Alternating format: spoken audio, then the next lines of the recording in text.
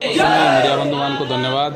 आज कालीमेला ब्लॉक रे तेलराई जीपी बोड़ीघाटा और कालीमेला जीपीर अनेक कर्मी आज भारतीय जनता पार्टी सामिल होती। भारतीय जनता पार्टी जो विकासमूलक काम भारतीय जनता पार्टी जो विकसित ओडिशा विकसित भारतर स्वप्न को नहीं काम करुँच स्वप्न को आधारित हो अनुप्राणित हो भारतीय जनता पार्टी सामिल होती। आगामी दिन में समस्त को नहीं आम भारतीय जनता पार्टी सरकार तरफ मालकानगिरी जिला तथा कालीमेला ब्लॉक को उन्नत करने एमाने सब आज अंटा भिड़ी भारतीय जनता पार्टी सामिल होती।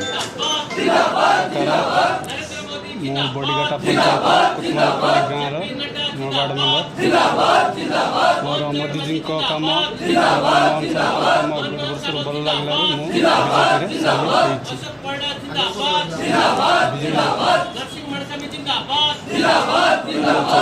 केन्द्र में बीजेपी सरकार राज्य में बीजेपी सरकार डबल इंजन सरकार मोदी सरकार नेतृत्व मोहन सिंह नेतृत्व भल लगे जो बीजेपी सामिल हेली।